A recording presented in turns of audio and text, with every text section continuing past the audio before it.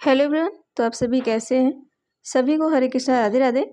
जैसे आप सभी को पता है कि हमारा जो प्रैक्टिस सेट है वो चल रहा है और हम सभी अपना प्रैक्टिस सेट लेकर चल रहे थे। तो अभी तक हमने आपको 2011 और 2011 का हमने कंप्लीट प्रैक्टिस सेट करा दिया है। 2012 का आपका चल रहा है। 2012 में भी हमने आपको 45 क्वेश्चन करा दिए हैं। आज क्वेश्चन नंबर 46 से लेकर चलेंगे और ये जो आपकी है एसएसटी की क्लासेस है और आपकी सीडीपी की भी क्लासेस आती है, आप जाके वहाँ से देख सकते हैं। ठीक है, सीडीपी का भी प्रैक्टिस सेट हम करा रहे हैं, वहाँ से आप सभी देख सकते हैं। तो 2011 से लेके हम आपको 2024 तक का कंप्लीट प्रैक्टिस सेट कराएंगे, जिसके लिए हमें थोड़ा टाइम चाहिए, इसलिए हम आपको डेली एक प्रैक्टिस सेट देते हैं। और आपका एग्ज़ाम भी पास आ गया है, तो हम कोशिश करेंगे 2024 तक के प्रैक्टिस सेट को कवर करने की। और इस प्रैक्टिस सेट में आपको प्रीवियस ईयर के क्वेश्चन होंगे, ना कि हमारे द्वारा बनाए गए कोई भी ऐसे क्वेश्चन नहीं होंगे। हम जो प्रीवियस ईयर में क्वेश्चन आए हुए हैं वही क्वेश्चन पढ़ाएंगे और क्वेश्चन आपको उसी मॉडल पे पूछता है। ठीक है, तो आप सभी को हम बता देना चाहते हैं कि हम डेली कहते हैं, जो हमारे पुराने बच्चे होंगे उन्हें पता होगा कि आप प्रैक्टिस सेट करने से पहले एक पेन और कॉपी लेकर बैठा करिए। आप नंबरिंग किया करिए 1 2 3 4 5। जैसे 46 से पढ़ा रहे हैं तो 46 से नंबरिंग कर लीजिए। उसके बाद हम क्वेश्चन पढ़ाते हैं। क्वेश्चन पढ़ाने के बाद आप अपना उत्तर दिया करिए और जब हम उत्तर बताते हैं तो आप अपने उत्तर को चेकआउट किया करिए। अगर गलत होता है तो गलत करिए, सही होता है तो सही करिए। उसके बाद आप लास्ट में काउंट करेंगे कि आपने कितना नंबर गेन किया है और प्लीज़ वो नंबर आप सभी में कमेंट बॉक्स में कमेंट करके बताया करिए कि मैम हमने इतना नंबर गेन किया है। ठीक है, तो चलिए क्वेश्चन नंबर 46 से हम फटाफट से देख लेते हैं। क्वेश्चन आपका है कि निम्नलिखित में से कौन सा केंद्रीय माध्यमिक शिक्षा बोर्ड के फॉर्मेटिव मूल्यांकन के लिए सुझाव नहीं है। नहीं का ध्यान देंगे। हम हमेशा बताते हैं अगर क्वेश्चन निगेटिव है तो उत्तर भी निगेटिव ही आएगा, आपको निगेटिव ऑप्शन ढूंढना है। अगर क्वेश्चन पॉजिटिव है तो उत्तर भी पॉजिटिव ही आएगा।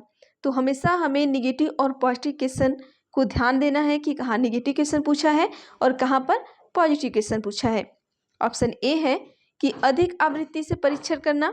ऑप्शन बी है प्राथमिक पाठ्य सामग्री के लिए प्रमाणित स्रोतों का उपयोग। ऑप्शन सी है स्रोत आधारित विश्लेषण। ऑप्शन डी है मॉडल व चार्ट। उत्तर बताइए क्या होगा। आप सभी अपना उत्तर दीजिए, इसके बाद हम उत्तर बताएंगे।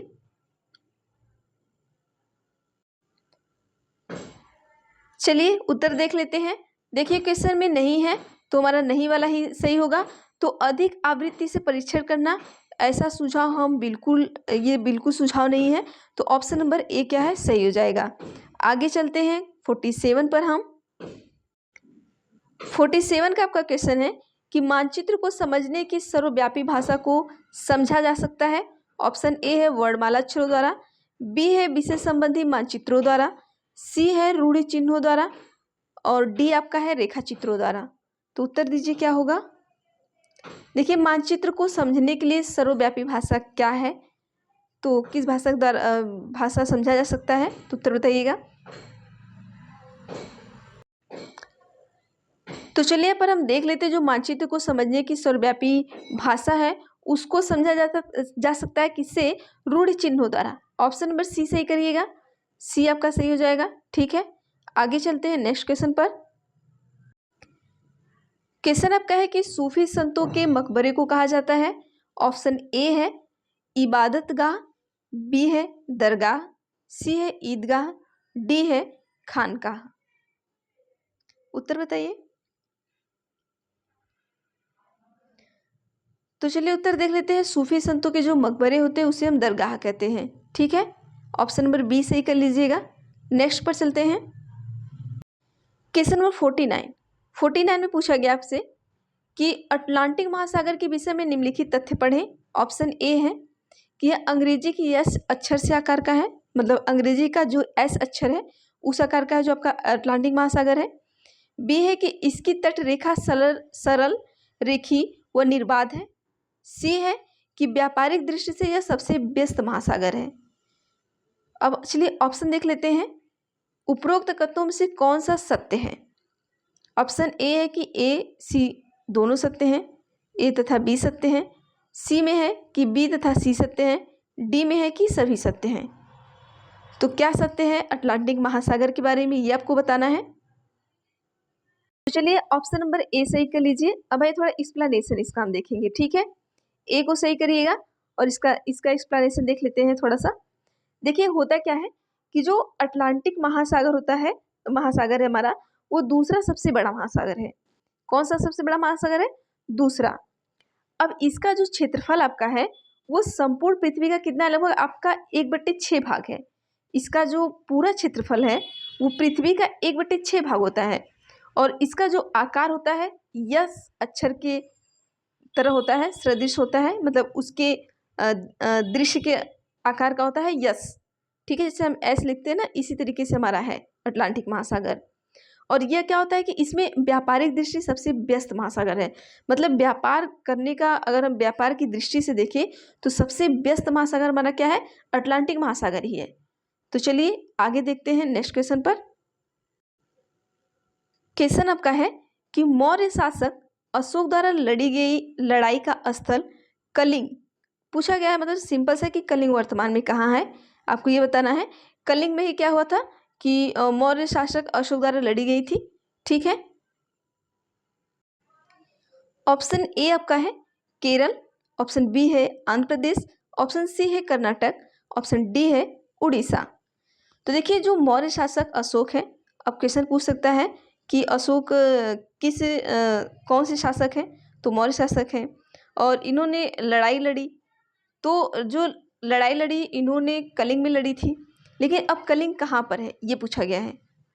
चलिए उत्तर दे दीजिए। आइए हम उत्तर बताते हैं आपको। तो चलिए देख लेते हैं, ये जो कलिंग है अभी वर्तमान में आपका उड़ीसा में है, ठीक है। उड़ीसा में हमारा कलिंग है अभी प्रेजेंट टाइम में, ठीक है। थोड़ा सा इसका भी हम एक्सप्लेनेशन देखेंगे। चलिए देखिए, जो अशोक के द्वारा लड़ी गई लड़ाई का स्थल था, अभी हमने बताया कि कलिंग था, और वर्तमान में ये कहाँ है? उड़ीसा राज्य में है। और ये जो स्थल है आपका, ये दामोदर और गोदावरी नदी के बीच उपजाऊ स्थल है, ठीक है। दामोदर और कहाँ पर है? गोदावरी नदी के बीच में है, ठीक है। चलिए आगे चलते हैं नेक्स्ट क्वेश्चन पे।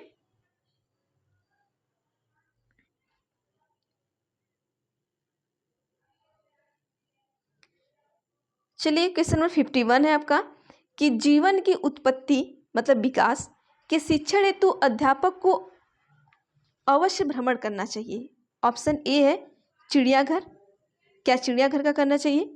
ऑप्शन बी है जीव संरक्षण उद्यान पशु अभ्यारण्य, ऑप्शन सी है प्राकृतिक इतिहास संग्रहालय, ऑप्शन डी है पुरातात्विक संग्रहालय। उत्तर बताइए। आप एक शिक्षक हैं, आप एक अध्यापक हैं, तो विकास के लिए, विकास के शिक्षण के लिए आपको कहाँ, ऐसी कौन सी जगह आपको भ्रमण करना चाहिए? तो चलिए मैं यहाँ पर देख लेते हैं, जो आपका ऑप्शन नंबर सी होगा वो बिल्कुल सही होगा। हमें प्राकृतिक इतिहास संग्रहालय में ज़्यादातर क्या करना चाहिए? भ्रमण करना चाहिए। थोड़ा एक्सप्लेनेशन भी देखेंगे इसका। देखिए होता क्या है कि जैसे सामाजिक विज्ञान के अगर शिक्षक हैं हम, तो सामाजिक विज्ञान के शिक्षक को जीवन की उत्पत्ति मतलब जो विकास हमारा, उसके शिक्षण के लिए कहाँ करना चाहिए? प्राकृतिक इतिहास संग्रहालय में क्या करना चाहिए? आपको जरूर भ्रमण करना चाहिए। क्योंकि आप किसके टीचर हैं? आप हैं एसएसटी के टीचर, तो आपको भ्रमण कहाँ करना चाहिए? इंपॉर्टेंट प्राकृतिक इतिहास संग्रहालय में करना चाहिए। आगे चलते हैं नेक्स्ट क्वेश्चन पर। क्वेश्चन नंबर 52 में पूछा गया आपसे कि निम्नलिखित में से कहाँ सभी अक्षांशों पर दोपहर का सूर्य वर्ष में कम से कम एक बार सीधा ऊपर से चमकता है? क्या पूछा कि सीधा ऊपर से चमकता है वर्ष में एक बार? ऑप्शन ए है कर्क और मकर रेखा के मध्य, ऑप्शन बी है आर्कटिक वृत्त और अनटार्कटिक वृत्त के मध्य, ऑप्शन सी है कि केवल कर्क रेखा और विषुवत वृत्त के मध्य, ऑप्शन डी है कि केवल मकर रेखा और विषुवत वृत्त के मध्य में। क्वेश्चन ध्यान दीजिएगा। क्वेश्चन क्या कह रहा है कि सभी अक्षांश पर दोपहर का जो सूर्य हुआ वर्ष में कम से कम मतलब एक बार सीधा ऊपर से चमकता है। कहाँ पर चमकता है ये बताना है। तो चलिए यहाँ पर हम देख लेते हैं कि जो हमारा कर्क रेखा और मकर रेखा के मध्य होता है वहीं पर चमकता है। तो ऑप्शन नंबर ए सही कर लीजिएगा आप सभी। नेक्स्ट क्वेश्चन पर चलते हैं। क्वेश्चन आपका है कि अभिवृत्ति और मूल्यों का आकलन करते समय सामाजिक विज्ञान के शिक्षक निम्नलिखित में से किस विवरण संकेत को भार दे सकते हैं। ऑप्शन ए है आपका कि दूसरे बच्चों के साथ श्रेय की साझेदारी न करना। ऑप्शन बी है आपका रोजाना शिक्षक का अभिवादन न करना। ऑप्शन सी है आपका दूसरे के विचारों को निष्क्रिय रूप से स्वीकार करना। ऑप्शन डी है आपका प्रश्न पूछने के लिए स्वतंत्र महसूस करना। उत्तर बताइए क्या होगा। देखिए आज ये 2012 का भी हम खत्म कर देंगे, ठीक है। कल से हम 2013 का लेके चलेंगे। जो प्रैक्टिस सेट रहेगा 2013 का कल से स्टार्ट करेंगे हम सभी। चलिए उत्तर बताइए आप सभी। तो चलिए उत्तर जान लेते हैं क्या होगा। यहाँ पर क्या होगा कि दूसरे बच्चे के साथ श्रेय की साझेदारी न करना। ये क्या होता है, अगर आप एसएसटी के शिक्षक हैं तो ये निम्नलिखित में से विवरण संकेत को अधिभार दे सकते हैं। किसको दे सकते हैं, दूसरे बच्चे के साथ श्रेय की साझेदारी न करना, ठीक है। Option A. आगे चलते हैं अगले क्वेश्चन पर। क्वेश्चन आपका है, देखिए क्वेश्चन नंबर 54। देखिए हम आपको इस तरीके से क्वेश्चन पढ़ाते हैं, मैं आपका बहुत ज़्यादा टाइम नहीं लेती कि नहीं मैं 10 क्वेश्चन लेके मैं 2 घंटे तक आपको चिल्लाऊं और आप फालतू का 10 क्वेश्चन ही पढ़ पाएँ।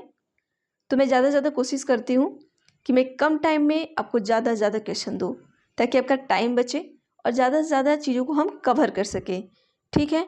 ऐसा नहीं कि हाँ हम चल रहे हैं, डेली का हमारा फिक्स है 15 क्वेश्चन लेके चल रहे हैं, 2 घंटे पढ़ा रहे हैं, बाकी का आप पढ़िए या मत पढ़िए, हम बस एसएसटी का डाल दिए वीडियो और 2 घंटे का बाकी हमारा तो चल ही रहा है, आपका चले चाहे ना चले। लेकिन तो ऐसा हमें बिल्कुल नहीं करना है, ठीक है। आप सभी इसका ध्यान दिया करिए कि ऐसे चैनल से बिल्कुल मत पढ़ा करिए जहाँ पर आपको 10 क्वेश्चन 2 घंटे में पढ़ाए जाते हैं। चलिए फटाफट से हम देखते हैं क्वेश्चन क्या है। क्वेश्चन है आपका कि सामाजिक विज्ञान के किस शिक्षक के लिए कक्षा में हाल ही में चर्चा के बारे में कौन सा तथ्य सर्वाधिक ध्यान देने योग्य है। आप एसएसटी के टीचर हैं, ठीक है, तो किसी भी आप एक शिक्षक हैं तो कक्षा में आप चर्चा कर रहे हैं, तो चर्चा के साथ ऐसा कौन सी चीज़ें हैं जो आपको सबसे ज़्यादा अधिक ध्यान देना होगा इन चारों में से। ऑप्शन ए है कि कोई भी विद्यार्थी दूसरे विद्यार्थियों से पूर्ण रूपेण सहमत नहीं था। बी है विद्यार्थियों ने सह विद्यार्थियों की बात सुनने से बिल्कुल मना कर दिया था। सी है कि विद्यार्थी सीधे ही अपने सह विद्यार्थी से प्रश्न करने लगे थे। डी आपका है कि विद्यार्थियों ने अपने सह विद्यार्थियों के बीच ही में टोकना शुरू कर दिया था। अब देखिए आप एसएसटी के टीचर हैं, अब हाल ही में हुई चर्चा के बारे में कुछ चर्चाएं हो रही है क्लास में, अब सर्वाधिक आप इसमें से क्या ध्यान देंगे। देखिए आपको सबसे ज़्यादा ये ध्यान देना है कि कोई भी विद्यार्थी दूसरे विद्यार्थी से पूर्ण रूप से सहमत नहीं था, इस चीज़ का ध्यान देना है कि वो सहमत नहीं है, ठीक है। हमें ज़्यादा ध्यान देना है कि बच्चा किससे सहमत है किससे नहीं। जैसे हो सकता है कि एक बच्चा पूरी क्लास को पढ़ा रहा है और पूरी क्लास उस बच्चे से सहमत नहीं है, तो ऐसी चीज़ें हमें ज़्यादा ध्यान देनी है कि अगर कोई एक बच्चा है मुझसे पढ़ाने के लिए कह रहे हैं और पूरी क्लास सहमत नहीं है, तो इन चीज़ों का हमें ध्यान दें कि क्यों नहीं सहमत है पूरी क्लास उससे, ठीक है। आगे चलते हैं नेक्स्ट क्वेश्चन पे। क्वेश्चन 55 में है कि सामाजिक विज्ञान में योगात्मक आकलन में 51 विद्यार्थियों की कक्षा का मध्यांक 36 है। यह सुझाव देता है कि ऑप्शन ए है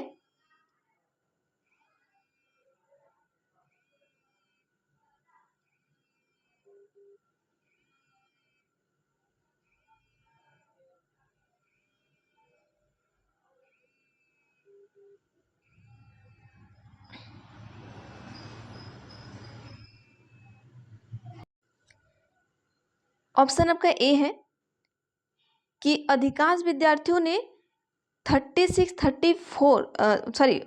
और 46 के बीच अंक प्राप्त किए हैं। और ऑप्शन बी है कि उनके द्वारा 36% विषय वस्तु सीखी गई। नेक्स्ट ऑप्शन पर चलते हैं हम। नेक्स्ट आपका है कि अधिकांश विद्यार्थियों के अंक 36 के नीचे हैं और डी है कि 25 विद्यार्थियों के अंक 36 के बराबर या ऊपर है। तो देखिए यहाँ पर ऑप्शन नंबर जो डी है वो आपका बिल्कुल सही होगा। अब आइए यहाँ पर हम देखते हैं कैसे सही होगा, ठीक है।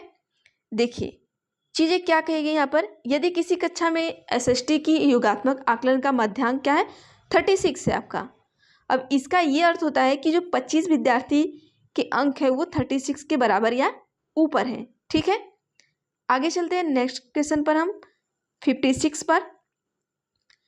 क्वेश्चन आपका है कि भूमि की एक सकरी पट्टी जो दो बड़े भूखंडों को जोड़ती है उसे जाना जाता है।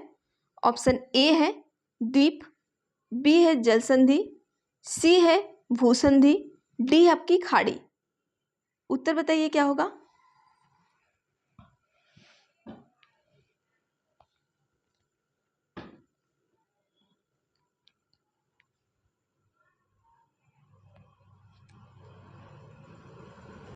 तो चलिए यहाँ पर हम जो उत्तर है वो देख लेते हैं। ये जो आपका उत्तर है ऑप्शन नंबर सी सही हो जाएगा, उसे हम भूसंधि कहते हैं। ठीक है, जो भूमि की एक सकरी पट्टी और जो दो बड़े भूखंड को जोड़ेगी उसे हम क्या कहेंगे, भूसंधि कहेंगे। आगे चलते हैं अगले क्वेश्चन पर। थोड़ा सा इसका एक्सप्लेनेशन हम कर देते हैं ताकि थोड़ी इसमें जो चीज़ें हैं वो और आपको पता चल जाए। जैसे देखिए, जो भूसंधि या भूमि की वो सकरी पट्टी है जो दो बड़े भूखंडों को जोड़ती है, हमने बता दिया। तो ये अधिकांश क्या होता है यहाँ पर कि यह अधिकांश नदी और सागर के जल से होकर गुजरती है। कहाँ से गुजरेगी, नदी और सागर के जल से गुजरेगी। जैसे आपका क्या हो गया, जैसे Caucasus, Panama, Suez, English channel आदि प्रमुख भूसंधियाँ ये आपकी हैं। ठीक है, तो पूछ सकता है कि इसमें से भूसंधि कौन सी है। तो काकेशस हो गया आपका, पनामा हो गया, स्वेज हो गया आपका, इंग्लिश चैनल हो गया, ये सारे क्या आपकी भूसंधियाँ हैं। चलिए 57 पे चलते हैं। 57 में आपसे क्या पूछा गया है कि जैवमंडल के विषय में सबसे उपयुक्त कथन है। ऑप्शन ए है भूमि, जल, वायु, पौधे और पशु। ऑप्शन बी है कि पर्यावरण के विभिन्न परिमंडल। ऑप्शन सी है मनुष्य का तत्कालिक परिवेश। ऑप्शन डी है पौधे और पशु जगत। तो उत्तर बताइए क्या होगा। देखिए, जैवमंडल के विषय में पूछा है कि सबसे उपयुक्त कथन क्या हो सकता है, तो मेरे हिसाब से तो ऑप्शन नंबर ए हो सकता है। आपके हिसाब से क्या होगा, आप उत्तर बताइए। तो देखिए यहाँ पे जो मेरे हिसाब से है वही आपके हिसाब से भी होगा, क्योंकि इसका उत्तर ही ऑप्शन नंबर ए है। तो ए सही कर लीजिएगा। ठीक है, आगे चलते हैं हम। क्वेश्चन नंबर 58 में है कि निम्नलिखित में से कौन सा विविधता को बढ़ावा देता है। ऑप्शन ए है अपने गांव जाना, ये क्या ये विविधता को बढ़ावा दे रहा है। ऑप्शन बी है कि रेलगाड़ी से यात्रा करना विविधता को बढ़ावा देता है। ऑप्शन सी है कि अपनी मातृभाषा में बोलना क्या विविधता को बढ़ावा दे रहा है। ऑप्शन डी है अपने त्योहारों को मनाना। तो देखिए, जो विविधता को जो बढ़ावा देगा वो अपनी मातृभाषा में बोलना ही क्या करेगा, विविधता को बढ़ावा देगा। जैसे क्या है, एक बच्चा इंग्लिश बोल रहा है, एक बच्चा हिंदी बोल रहा है, एक मराठी, एक गुजराती, तो सारे लोग अपने अपने भाषा को बोल रहे हैं, तो यहाँ विभिन्नता हो रही है, ये विभिन्नता को बढ़ावा देते हैं।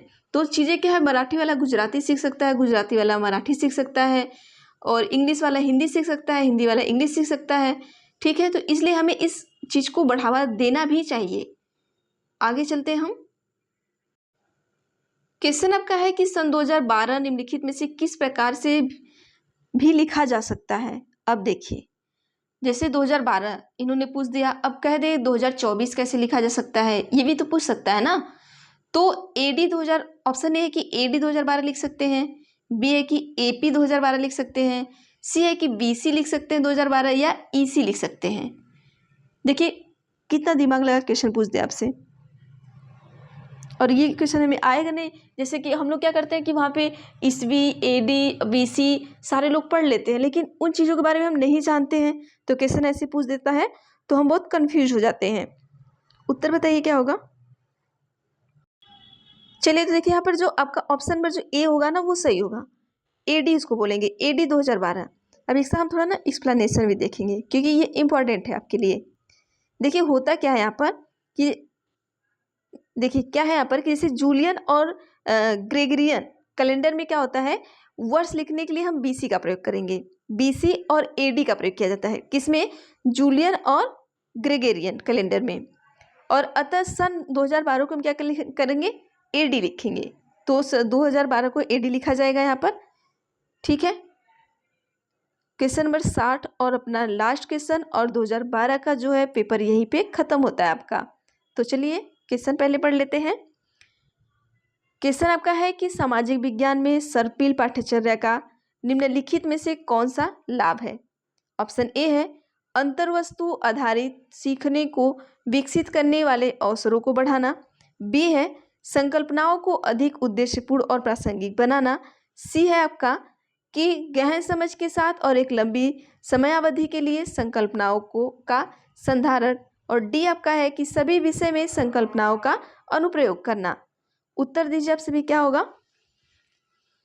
देखिए अब हमारा 2012 कंप्लीट हो गया, 2011 भी कंप्लीट हो गया एसएसटी, अब 13 लेके चलेंगे। अब हम पेपर से पहले मुझे लगता है हम लोग 24 तक पहुंच जाएंगे, मैं कोशिश करूंगी। अगर देखिए 24 तक नहीं भी पहुंच पाते हैं ना, तो फिर मैं बीच का थोड़ा सा छोड़ के फिर जो न्यू पैटर्न पे आपका आ रहा है तो मैं फिर 2021 से लेके चलूँगी। 21 से 24 तक पहले पढ़ा दिया जाएगा, फिर उसके बाद जब टाइम बचेगा तो वो पीछे काम शुरू करेंगे, ताकि आपको नए पैटर्न भी पता होते रहे कि नए पैटर्न में भी कैसे क्वेश्चन आ रहे हैं। तो चलिए उत्तर बता दीजिए। तो देख लीजिए इसका उत्तर जो है सी होगा कि गहन समझ के साथ एक लंबी समयावधि के लिए संकल्पनाओं का संधारण। तो आज के लिए बस इतना ही करेंगे, बाकी हम नेक्स्ट वीडियो में देखेंगे। तो जो बच्चे नए हैं प्लीज़ चैनल को सब्सक्राइब कर लीजिएगा, बेल आइकन को क्लिक कर लीजिएगा, ताकि मैं जो भी वीडियो पढ़ाऊंगी वो आप तक, या जो भी वीडियो अपलोड करूंगी वो नोटिफिकेशन आप तक जाएगा। और जो पुराने बच्चे हमारे हैं वो हमें सपोर्ट करते हैं, तो उनके लिए थैंक यू। और वो तो आप सभी क्या करिएगा, प्लीज़ एक लाइक कर दिया करिए, क्योंकि आपके लाइक से हमें कोई पैसा नहीं मिलता है, हमें एक मोटिवेशन मिलता है कि आपको वीडियो अच्छी लगी है। क्योंकि अब बहुत सारे लोग वीडियो देखते हैं, तो मुझे ये लगता है कि अच्छा मतलब इतने ही लोग को वीडियो पसंद आई, तो जिसे पसंद आती है या नहीं भी आती है तो प्लीज़ लाइक कर दिया करिए, क्योंकि और लोगों तक ये वीडियो जाएगी। तो ये कोई कम्पिटिटिव एग्ज़ाम नहीं है कि आपका कंपटीशन बढ़ जाएगा, ये पास मार्किंग एग्ज़ाम है, तो आप इस वीडियो को शेयर कर सकते हैं। तो थैंक यू एवरीवन, मिलते हैं हम नेक्स्ट वीडियो में।